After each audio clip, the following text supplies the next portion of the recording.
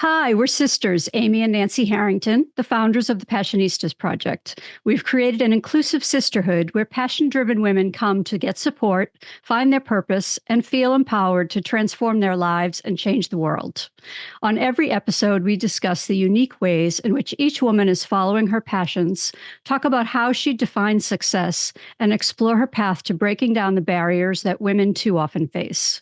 Today, we're talking with Melissa Fitzgerald and Mary McCormack, authors of the new book, What's Next? A Backstage Pass to the West Wing, its cast and crew, and its enduring legacy of service. Melissa is an actor, producer, and social justice advocate. As an actor, she's best known for her 7-year role as Carol on the award-winning television series The West Wing.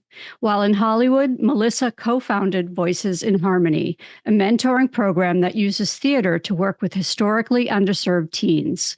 In 2013, she left Hollywood to champion justice system reform at All Rise, where she is at the forefront of engaging the public in the expansion of treatment courts and advancing justice system responses for individuals impacted by substance abuse and mental health disorders. She's also a recipient of the Secretary of the Army's Public Service Medal. Mary is an actor, producer, and activist who played Deputy National Security Advisor Kate Harper on The West Wing, a Tony-nominated Broadway actress. She's also known for a diversity of roles across film, television, and theater, including her portrayal of Deputy U.S. Marshal Mary Shannon on the TV series In Plain Sight, and her Tony-nominated turn as Gretchen in Boeing Boeing. Mary is an outspoken advocate for a whole host of causes, from social justice and women's rights to veterans issues and criminal justice reform. Now, please welcome Melissa Fitzgerald and Mary McCormack. Oh, thank you. What a nice intro. We always start our interviews by asking, what are you most passionate about? The obvious answer is family. I'm married and raising some girls, 3 of them. So I'm passionate about that. That feels like a project that I don't want to mess up. And then I'm passionate about my work. I love to work, and I would say to find work. I love all acting, but when you get lucky enough to do something like The West Wing, it sort of elicits the most passion, right? Because if you can do what you love to do and affect, the world a little bit along the way, that is the ideal. That's the perfect storm of passion in your work. It doesn't always happen, so I feel very lucky when it does. I am definitely passionate about my family. I do not have children. I'm not married, but I have brothers and nephews and parents and godchildren and dogs.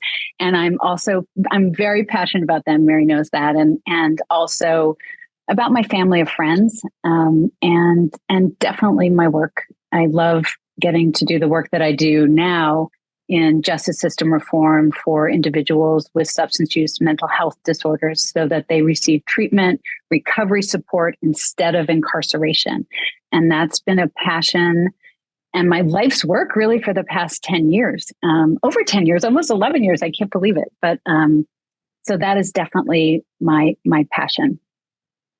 So take us back. Where do your collective passions for acting and for service come from? Were those things that you have always cared about even when you were growing up? Yeah, I think for me, I was always into acting. Like I could sing when I was very little, and that sort of leads you to plays. And I just realized I just loved it right away. I loved the gang. I loved rehearsals. I loved staying up late with adults. Like I didn't do it professionally. I just did it sort of locally when I was young, but I loved it. And I thought, the way young people do, you think you can do anything. I was like, oh, I'll just do that, and luckily I get to do that, which is incredible. I feel so lucky. And service, I think, was part of our life growing up. I always witnessed my parents, having service as part of their life. And it was just something that was sort of expected and just part of our lives. So yeah, it never sort of had to be taught. It was sort of taught by example. I would say the same exact thing. My parents were very, they set a very strong example of service, and it wasn't just something that you added on. It was just part of the mix, part of what you did, part of your day. And, my dad has been well, he retired, but he was a judge for my whole adult life. And for him, he was so passionate about it and really passionate about helping people through the justice system. And I'm sure that impacted my turn that I took. But I also did love acting growing up. I was very passionate about that. And like Mary, I was like, well, how hard could it be? You know, I didn't know anybody who did it. I learned how hard it could be. But I loved it. And it's interesting because I left that out when you asked me what my passions were. And I had the opportunity to do a play with Martin Sheen this fall at the Kennedy Center. We got to do this really lovely play called Love Letters. And I'd forgotten, I'd been so immersed in the work that I do now that I've really let go of that creative piece of me aside from our book. And being able to do that again reminded me how important that is to me and to my life, whether I do it for a living or not, which I don't do it for a living. It was so beautiful. I know I'm biased. I know you are very biased. I am not. I'm completely subjective on this. It was gorgeous. It was heartbreaking, heartbreaking play. But then Melissa and Martin have this beautiful friendship and trust in each other. And it was just, they did it in front of thousands of people at Melissa's conference, and it was stunning. There wasn't a dry eye in the house. It was gorgeous. Oh, thank you, Mary. It's true. But I think service for me also, Melissa knows this story. I told it at my mom's funeral recently. Yeah. Was, I would just grow up and there was someone in our guest room and I was like, who's that? And she's like, oh, that's Bonnie. And, with some questioning, I'd find out that it was a woman, there was no room at the shelter. And so she was staying at our house until a bed opened up.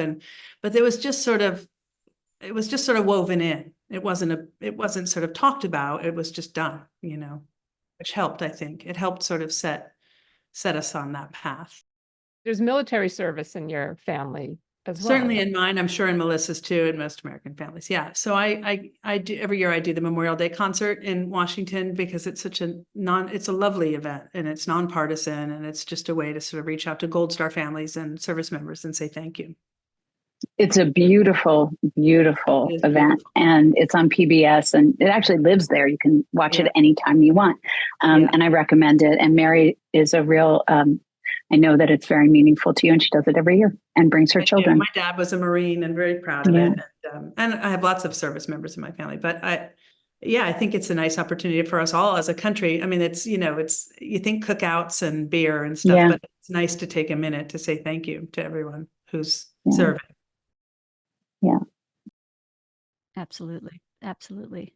So speaking of Martin Sheen, let's talk a little bit about the West Wing. So how did the West Wing influence your choices on what things you wanted to be involved with service-wise? That's interesting question.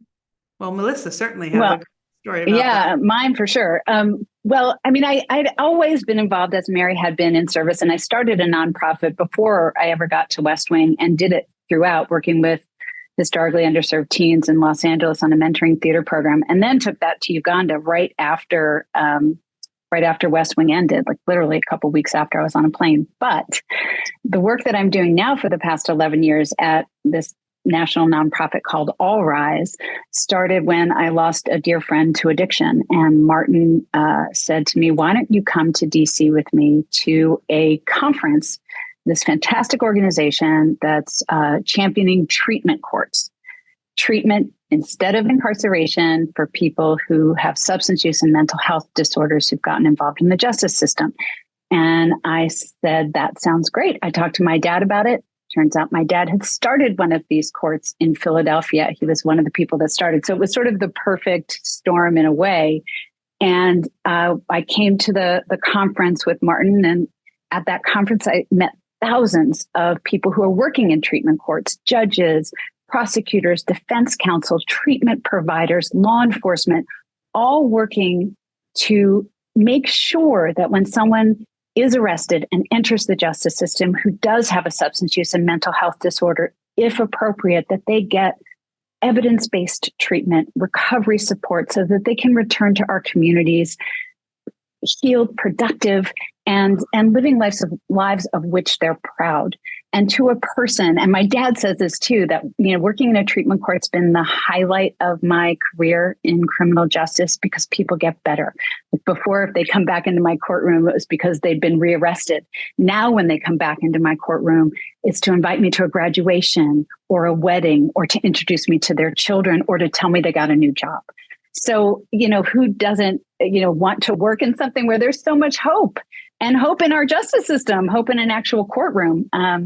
So Martin introduced me to that and my dad. And, I became a supporter. They had just launched their veterans division, which is part of, All Rise is the umbrella. Justice for Vets lives under that umbrella. It's specific to veterans. And Mary has been an ambassador since the very beginning. And they had just launched that. And I got involved in that. And, the story was the CEO at the time said, we're looking for someone to head up our veterans division. And I said, gosh, if I were a veteran, I'd throw my hat in the ring.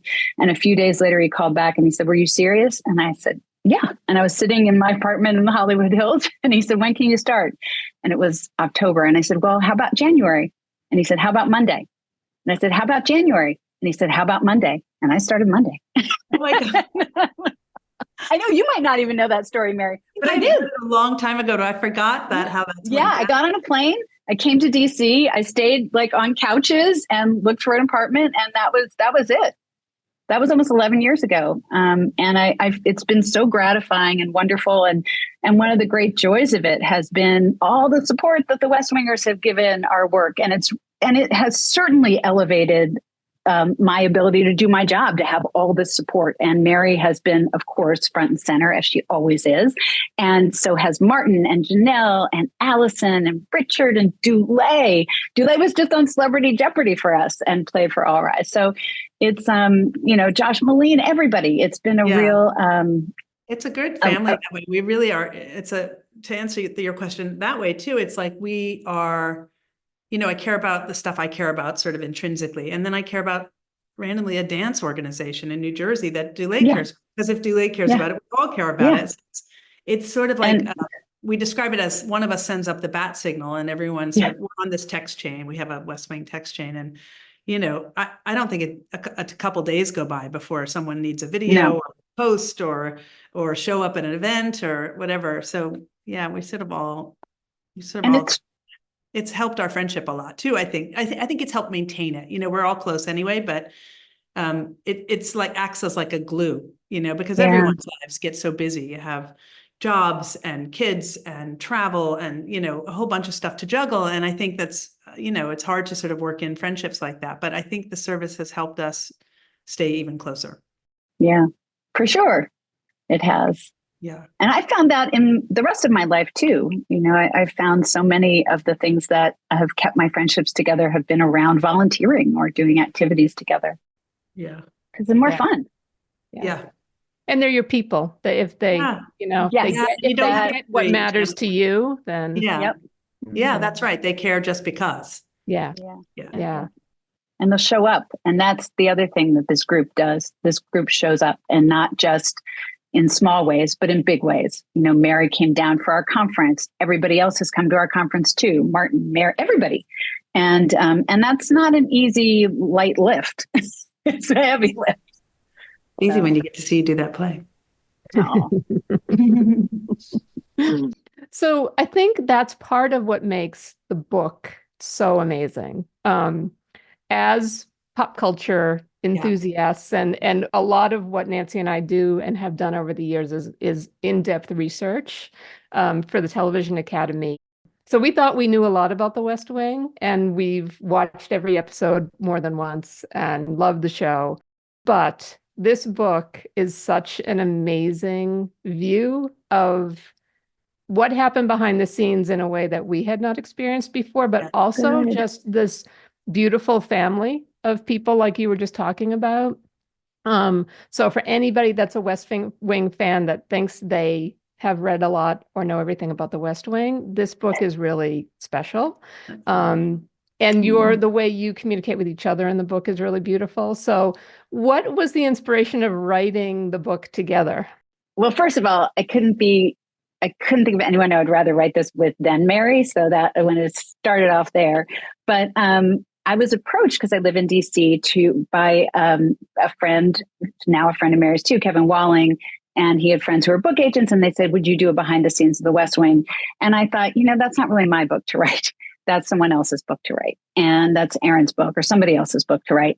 And then I went and I was thinking about it. And I thought, maybe if it is about the friendships and why we're together 20 years later, and that service is the critical component. And I was at, Mary and I were both at Allison Janney's birthday party over a piece of cake, and we were talking about it. And Mary's like, "Yes, service, let's do it." And it was COVID. Was it COVID or just pre-COVID? No, it was just before COVID. It was November before COVID. It was 2019, and it was November because it was Allison's birthday, and we were having a piece of cake. And I remember Michael, Mary's husband, was standing behind you, and he was like, "Guys, it's a lot of work. I don't think you're." I'm sure we'd had a drink or two. Fine. It feels like we'd had a drink or two and a piece of cake because it all sounded good. And then during COVID, we pitched it, which was so much fun because we were like, we'd never pitched a book before, and we did a big, document. We were proud of it, and we loved like coming up with all the angles, and we thought we could do this, and it was all fun, and nothing else was happening. And then we sold it, which was super exciting. And then the work began, and we were like, what have we done? Uh-oh. Oh my God, what have we done? The selling part was so exciting. We were like, cheers to us. We're killing it. Yeah. And we had to write it. And we're like, turns out writing's really hard. Yeah. Like hats off to all the writers. So hard. With. Yeah. I mean, I'm literally like in awe of all of you because holy cow. And we did hundreds of interviews, which there were so many good things about doing that during COVID because we got to see our friends and talk about the show and talk about our friendships and service. And that was great. Then we went back over and culled through all those interviews and had to try and come up with a book. And it was interesting because, as we both said, we wanted to start off by having it be this sort of friendship service, some behind the scenes. But as we did more and more interviews, more things came out that we thought, gosh, we got to put that in. Like, there are a bunch of key episode chapters where we do deep dives into episodes and where people are talking about a scene that they shot. And they were just so interesting. We thought we can't not put that time that Richard was talking about trying not to laugh and how he had to run around the corner. That's just so interesting. Yeah. We had crazy. I think that made one of the things that makes this book special, besides the service aspect, which we're really proud of, is that we had so much access, that we're insiders. Like we were there. Yeah. So they talk to us in a different way, and we have a different take on all of it because it's not it's not reporting. It was actually our experience. And I think that makes a really special book for wingnuts. We call hardcore fans our wingnuts. So that's, hopefully if he's the wingnuts, then we've done our job. Yeah. It comes through. Oh, good. Yeah, it comes through. Yay. You can feel that people are comfortable talking to you and that there's love. And so much love. Yeah. Really, and it was really fun. I don't think fan books are usually written from that perspective. So I think it's, that's a real nice, it gives it a nice flavor, I think. I hope. Yeah. Oh, definitely. Because we're fans of the show. I love that you kept the episodes in because that was good. We went back and watched those specific episodes again, and it was like there's so many more and so many more stories. We cut so much out of it, and it's not a short book. I mean, we set out to write something about half as long as the one we wrote, and there's still so much more. And we were joking that we want to write a part 2. I don't know if we really do. I'm just saying this, but since I know, I no, because I'm at work, but otherwise, we did, it's called What's Next, and our second book could be called What's Left. It's so much left. And now what's next? Yeah. And where did that title come from? So go ahead, Melissa, you do it. No, you go ahead if you want. Well, so in the pilot, it's Martin Sheen, it's the president's tagline. He says it a lot throughout the series. And the way that came about, this is actually so cool, I think. In the end of the pilot, Tommy Schlamme was like, there's something about it, the ending that wasn't quite true to the energy of the White House. Like the energy of the White House when he visited, and he talked to us extensively about this, was that there was this constant flow of work. And as soon as something was done, someone was handing you a piece of paper, and then you were signing it and handing it to someone else, that it was never finished. And so he said to Aaron, I would love instead of sort of ending it like a play, I would love to sort of pull back on it and get the sense that it's continuing, that the work continues.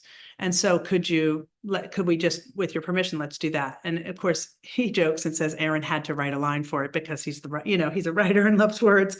So he came up with the president saying, "What's next?" And that became, and it's lovely because it sort of says like it never ends, right? Service never ends. There's always something else to do. We hand the baton to the next person and we receive a baton from someone else and we keep going. So in Aaron's brilliance, he took 2 words and had this beautiful sort of, blessing for the work continuing, for the series continuing, but also for the work continuing. And yeah, I just love it. It's a great tagline for the president. And it's a great tagline for all of us to sort of remember that, you finish one project and there's more to do. And so it seemed appropriate for the book because of our angle. Yeah. And we always, Mary and I always say, like, what's next is our reader. And our reader is what's next. And every one of us is what's next. Each one of us is what's next. And what we plan to do with the time we have left while we are here, that's what's next. And, as we get a little bit older, as certainly as I do, I feel like that's less and less. So we got to figure out what's next. Keep going. Yeah. Yeah, absolutely. And I also think part of the brilliance of Aaron Sorkin and John Wells is the fact that they created something that is so timeless. We have a friend who's an activist, and she basically has West Wing on a loop because it's the thing that keeps her. She's a wingnut. She's a wingnut, and it keeps her optimistic. And in relevance wise, I mean, we literally were watching the final episode of season 1 an hour before the assassination attempt. Oh God. Yeah. So and there's just so many things throughout the series that are happening. In some ways it's depressing because you realize like, we haven't made any like an essay, but an episode about the environment, an episode about gun control, an episode about, and all these issues that we have not only not fixed, we've sort of gone the opposite direction, right? Yeah. And it's incredible how precious. But why do you think the wingnuts find such hope in the show? I think it's a tonic. It's like nice to know. I think it's true. I think there are tons of people in Washington who are there for the right reason, who are there to do the most good for the most people, and I think we lose sight of that because the loudmouths are loud and, the toxicity is louder than, people just plugging away, doing what's next. And I think it's a tonic. I think it's nice to remember that. It's nice to believe that, that aspirational aspect of the show is really comforting and important to remember, to not lose hope. Yeah, I remember when I went to college, because I grew up with a lot of people who worked for the government, including my dad, and as an ADA, assistant district attorney, and a judge. But I remember someone made a joke about lawyers and government workers, and I legitimately didn't get it because they were the best, smartest, most committed people I knew. And they could have been making so much more money doing anything else than what they chose to do. And I think there is something really, really inspiring about that. And I think the West Wing was hopeful. It was aspirational. It appealed to our best. And, I live in Washington, D.C. now, and I meet a lot of these young people who are top of their class, who could be making a ton of money elsewhere and working far less hard. And they're really giving their youth to making our country better. And I feel like watching the West Wing makes me feel that government should be a force for good in people's lives. And when people need government, it needs to be there for them to lift them up. Yeah, absolutely. How do you think the show would differ if it were made in today's political climate? I mean, it's hard to imagine, right? Because we've lost all middle ground. It seems like it's so divisive. There's no gray area anymore. Yeah. So maybe I think there are people who want that still, people who work in government who want that. I think there are those people. And I feel like I think it would have to be in Aaron's, capable hands to create something from that. I think it would be challenging, but I think it was challenging then too. We felt that those times were divisive too. And yet the West Wing grew out of that. Yeah, but there used to be it is different. There used to be a two-party system where it was about checks and balances, right? It was about two sides feeling really passionately and compromising and coming up with some point in the middle of the line that that everyone agreed on. And now it doesn't seem to be that. Like no one's voting for what's best; they're voting just to hurt the other side, as opposed to anyway. Anyway, we could go on and on down that rabbit hole. Yeah, absolutely. It is a rabbit hole. So let's talk about your lovely castmates again. Can you each think of maybe one thing that you learned about either someone in the cast or about the way the show was made that you didn't know before that really surprised you when you were writing the book? I did learn quite a few things about Richard Schiff that not necessarily that I didn't know, but I got a deeper dive into his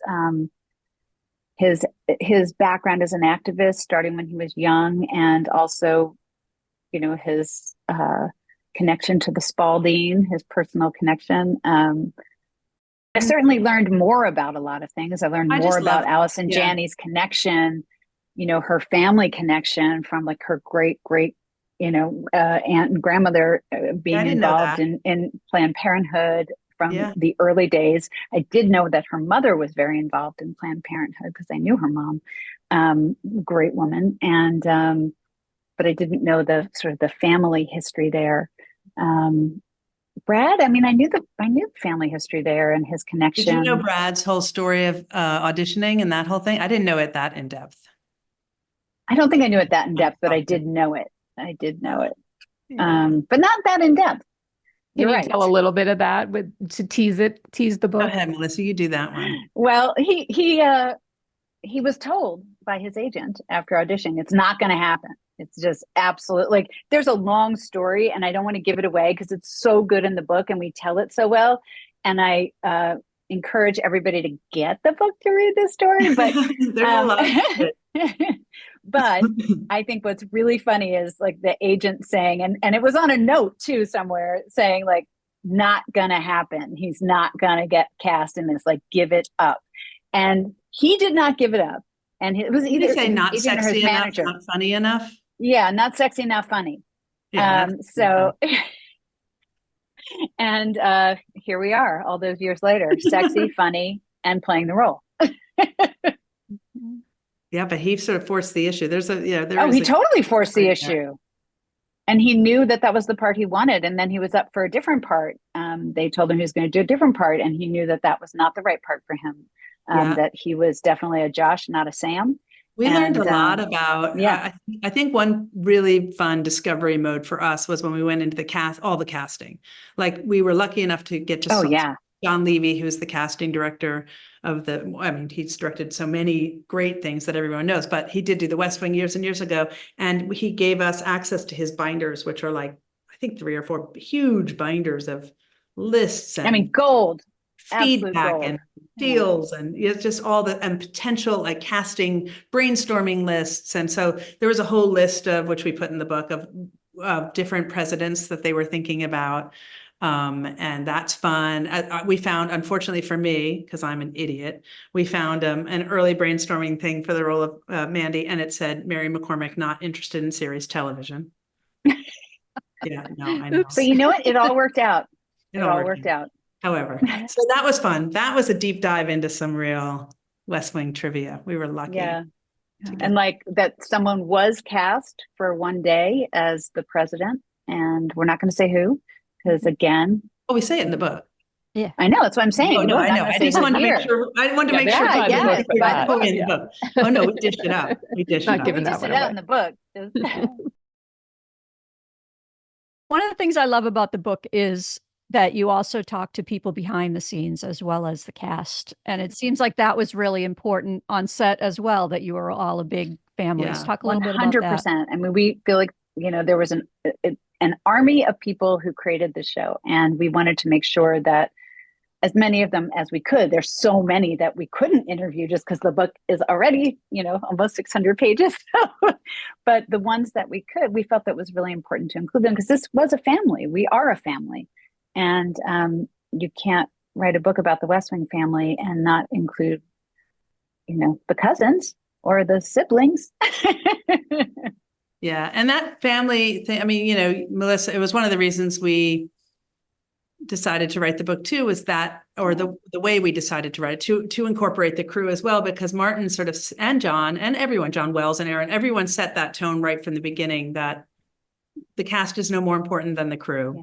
The principal actors are no more important than the background actors. And that sort of was the way the show was run. It's to John Wells' credit, it is the way he runs all his shows. And is proud of it and should be, you know, because everyone loves to work on his shows because of it. It's just a really respectful place to be. And if you're going to spend 16 hours somewhere, it's nice to sort of, you know, be treated that way. Yeah. And it sounds like Martin Sheen really sets that tone. 100%. Melissa has a great story in the book, which I think we can share. Sure. From day one. Go ahead, Melissa. Take it away. Yeah. Well, you might want to start with your little phrase that you always say, Mary, about it says number one goes. So there's an expression in television, and it is, as number one goes, so goes the show.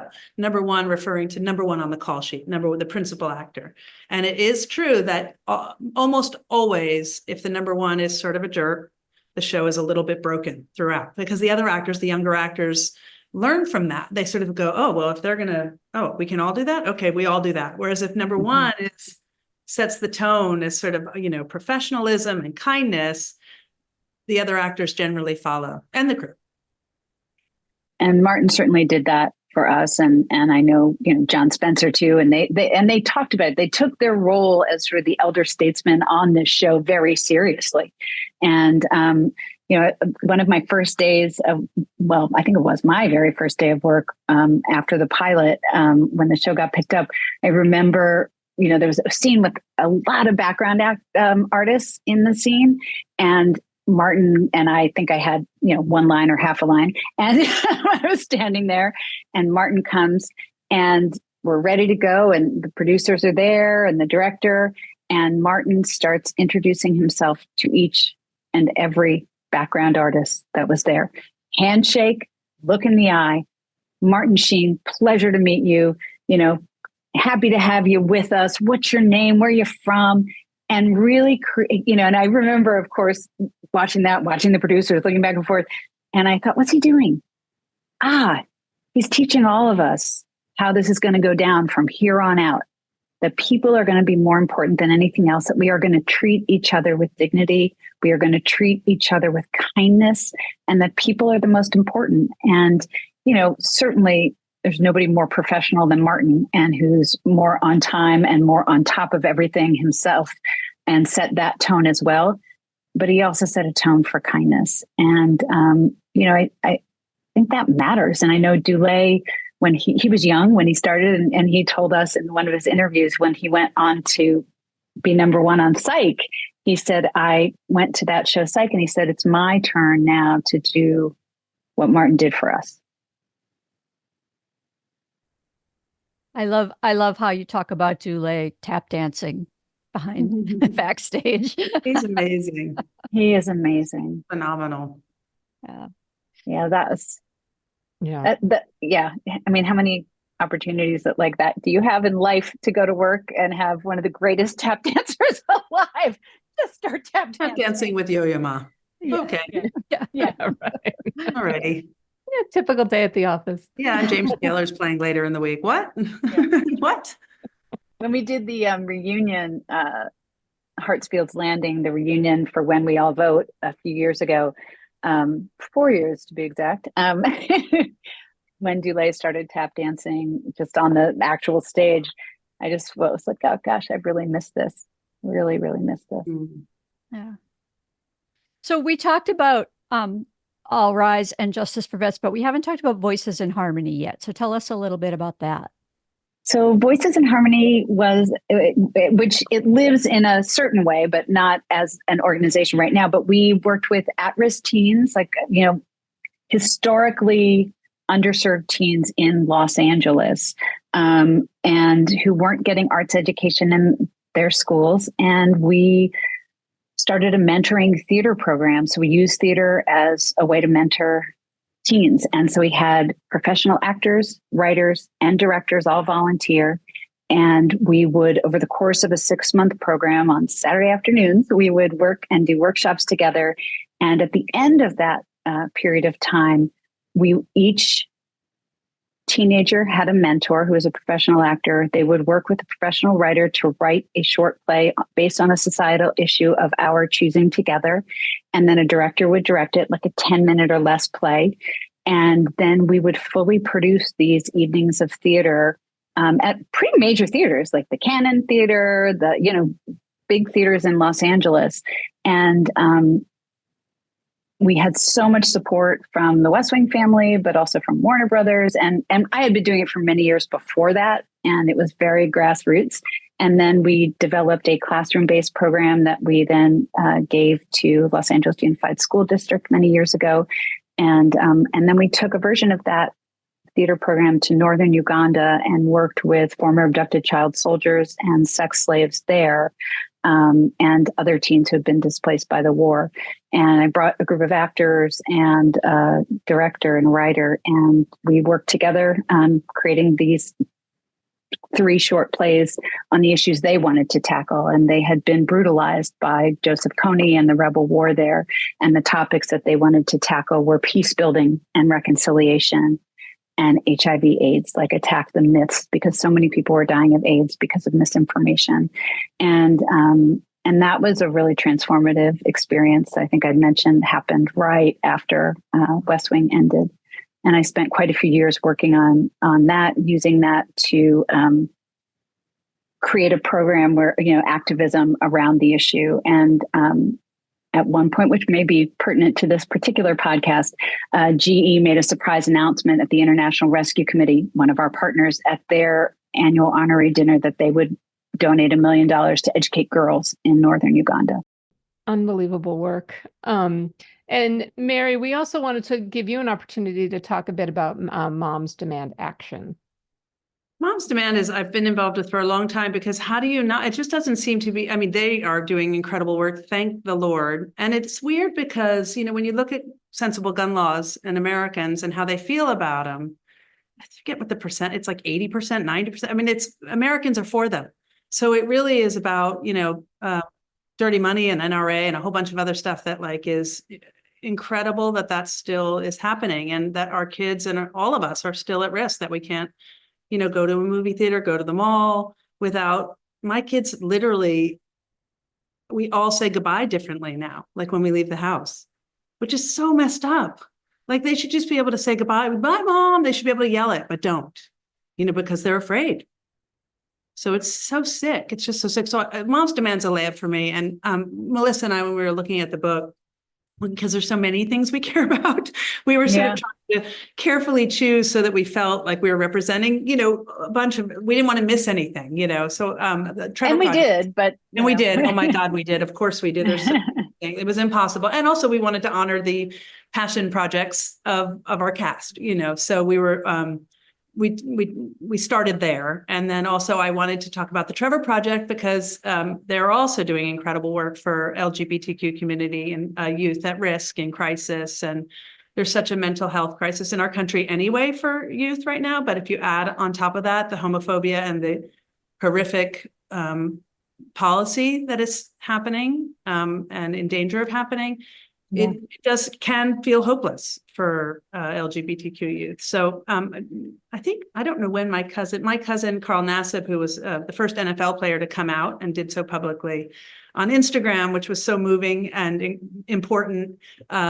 I think it was during our writing, Melissa, or it was during our writing. Yeah. So we just thought instantly we have to include that, because I'm so proud of Carl, but also I thought, how many lives did he just save? Because he is an NFL player, because he is, he said that great sentence when he came out. He said, I shouldn't have to do this.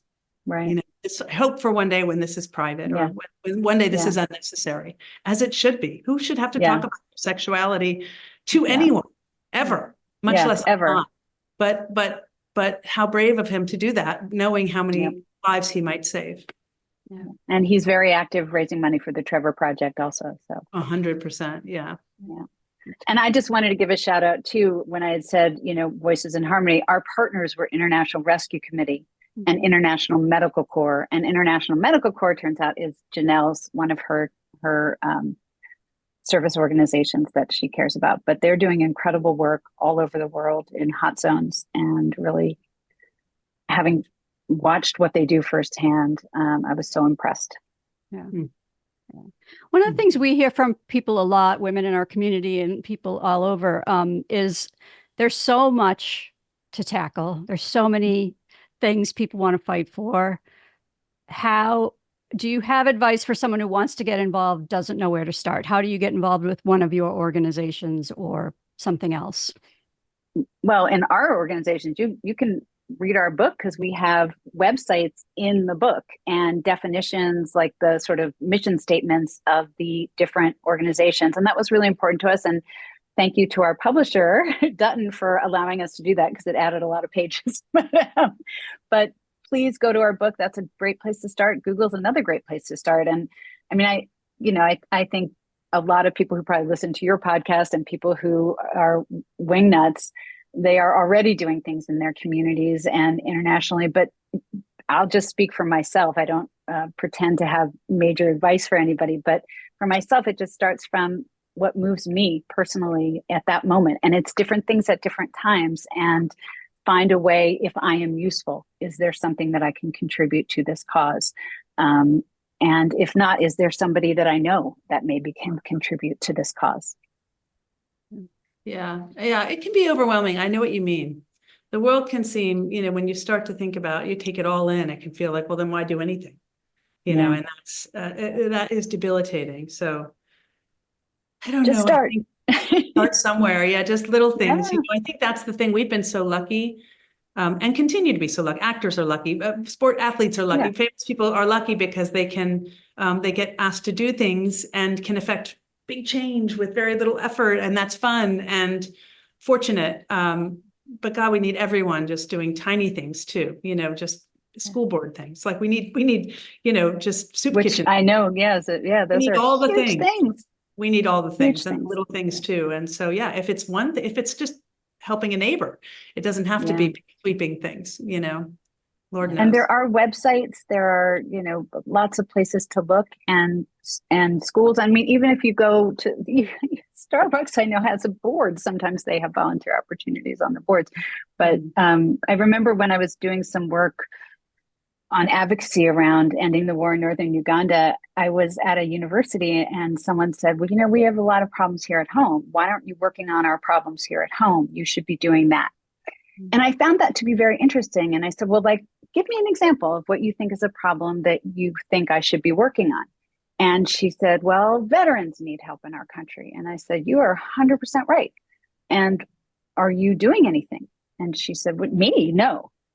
And I said, well, that seems like that's your passion. Like, you're passionate about it. I bet you could contribute a lot to that. This is what I happen to be passionate about right now. And I'm working on this right now. Turns out I ended up working on behalf of veterans later. But I'm like, right now, this is what I'm working on. But you have a tremendous amount to contribute yourself. I say that's your passion. Go for it. And she did. So it is interesting sometimes how we think that there are people who are supposed to be doing something, but it's all of us. It's each and every one of us has something to contribute. One time I was feeling overwhelmed and I asked my dad about it, and I was like, and I was listing all the things in my life that weren't working. And I was like, and this and this and this, and I have to do this. And I was like sort of in a tizzy, and I said, and my windshield's dirty and I can't even see it out of the windshield. And he went, just clean the windshield. Just clean the windshield. Sometimes when I feel overwhelmed, I think I'm just going to clean the windshield so I can see the other problems. Like, just do one little thing and then things become easier, It's a little. What's that book, Bird by Bird? I don't know it. Oh, I'm going to give it to you. Janelle gave it to me years ago. It's really good. And I think it's also what you were saying earlier, that you help each other and support their passions and their work. And I think that's a place for people to start as well. Like, if you don't know, like, what are your friends worried about? True. And it's more fun anyway. It's more fun to have a community. If you can combine community and service, it's way more fun. So much more fun. Yeah. So I think you're right. That's a great place to start. Be like, hey, let's go do a shift at a thing together, because, Yeah. just makes it. No, it's funny that you just brought that up. It reminded me when I was living with my friend Anne at the time when we started Voices in Harmony. We'd have all our meetings in our living room at night, and she would sometimes make brownies and come down and volunteer cookies. She makes very good chocolate cookies, but and I would be like, "Oh, thank you so much, and thanks for letting us have another meeting here, tonight." And she goes, "Don't thank me. Are you kidding? You just gave me an opportunity to be of service, and I didn't have to leave my house." She's like, "You're giving opportunities." So, yeah. So I want to stress again to people listening that this book is not just for West Wing fans, because it is so much more than just a backstage look at the West Wing. So what do you both hope that people take away from the book when they read it? I don't know. I mean, I hope the fans do. I hope we get a stamp of approval from our fans, because the Wingnuts mean business. And we do, I think we deliver on that, because we had such crazy access. But I think you're right. And I hope other people respond to it too, for sort of its general discussion of connectedness. I hope that we have a good discussion about that, and then a sort of push to remember how service should be and is so fulfilling, what can be such a fulfilling part of all our lives, and it doesn't have to be big, huge things. It can be, go to the website for Moms Demand and see how easy it is to do something. It's so easy to do little things, tiny things. I mean, send an email. It matters to them, and they will tell you big things you can do and a huge scale of tinier things you can do. And you can make a real difference that way. So I hope we inspire some of that, And I hope that, same as Mary, I hope that people enjoy the ride of reading the book and get to revisit some of, something they loved, for the people who loved it, and be introduced to something for the people who don't know it as well. And then, I imagine that a lot of the people reading the book are already doing things in their communities. And I hope that maybe they'll be introduced to some more organizations and learn a bit about some of the ones they haven't. And it's fun too, if you love Allison Janney, to hear about why she's passionate about the things she's passionate about, and how she's involved, and how you might get involved too. And so it's sort of fun to have that insight, I think. Yeah. Everybody, please go out and get the book. It's amazing. You will not be sorry. Great Christmas gift, holiday gift. It is. Yes. It is. That's good, Mary. Gift. That is a book back to school gift. It's back to school. Labor Day gift. Yeah. Halloween gift. St. Patrick's Day. There you go. Whatever day it is, a National Ice Cream Day was, last week. You should have bought a book for that, because you can pre-order it. Right. So people can pre-order it right now. Is that definitely? Mm-hmm. Yeah, that's true. Excellent. And we're doing a couple live events too. It should be really and a bunch fun. of signed books. There's opportunities to get signed books, and where can they go to find out? Where can they go to get? They can follow us on social media for sure, because we are posting away. Yeah, we posted so much in my life. So we're posting. So if you follow us, Mary, your handle. Oh, I'm Mary C. McCormack on Instagram. I'm at Maffy Fitz at Instagram also. Excellent. Well, we have one last two-part question. It's a doozy. All right. What's your dream for yourself? And what's your dream for women, or Mary, maybe your daughters? My dream for myself, I would like a little more sleep. No, I don't know. My dream for myself is, to continue to find fulfilling work that I'm passionate about. I mean, I think, and to keep my family safe, and, I would love more time with my family. My kids are leaving the nest. For women and my daughters and all of our daughters, our collective daughters, is to not, like my cousin Carl said, that it shouldn't be a discussion, really. Hopefully one day we won't say she's a strong woman who's accomplished A, B, and C. We'll say there's a strong person who's accomplished that whole pile of stuff.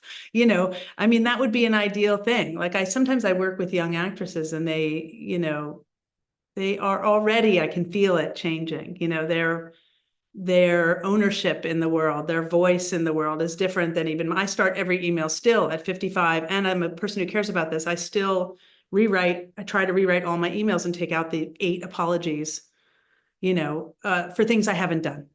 And I hope for my daughters that they don't have that rattling around in them by the time they get to the writing, demanding email stage.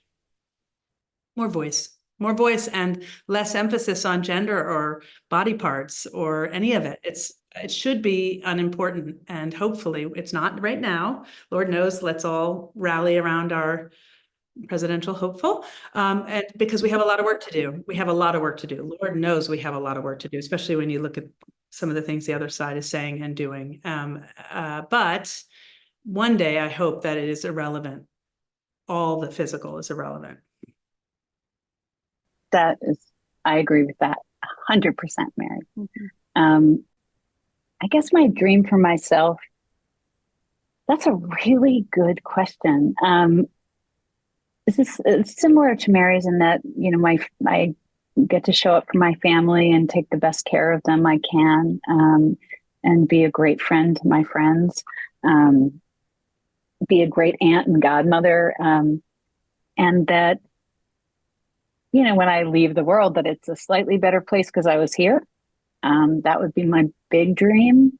And then for the world, I think that we have everything we need to solve all the world's problems if we all participate and care enough to actually do it. And I believe we can. And that would be my dream, to see that realized. Yeah. And that's, I guess, for daughters and sons. Thanks for watching the Passionistas Project and our interview with Melissa Fitzgerald and Mary McCormack. Follow them on Instagram at Mary C. McCormack and Maffy Fitz to find out how to get your own copy of What's Next, A Backstage Pass to the West Wing, or pre-order your copy on Amazon. Since we're not only business partners, but best friends and real-life sisters, we know how unique and truly special our situation is. We know so many solopreneurs, activists, women seeking their purpose, and more, who are out there doing it all on their own. They often tell us that they wish they had what we have. So we're creating a space for them and you to join our sisterhood, where trust, acceptance, and support are the cornerstones of our community. By joining, you become part of our family. We'll give you all of our sis tips on building meaningful relationships through the power of sisterhood, and all the tools you need to thrive in 3 key areas: business growth, personal development, and social impact. You'll learn from our panel of Power Passionistas, who are experts on topics like transformational leadership, following your intuition, the power of voting, and so much more. You can join us virtually and in person at storyteller events and meetups to connect with other members of the community. And you'll be able to participate in our online forums with other like-minded women and gender non-conforming, non-binary people who share your values and goals. Be sure to visit thepassionistasproject.com to sign up for your free membership to join our worldwide sisterhood of passion-driven women who come to get support, find their purpose, and feel empowered to transform their lives and change the world. We'll be back next week with another Passionista who's defining success on her own terms and breaking down the barriers for herself and women everywhere. Until then, stay passionate.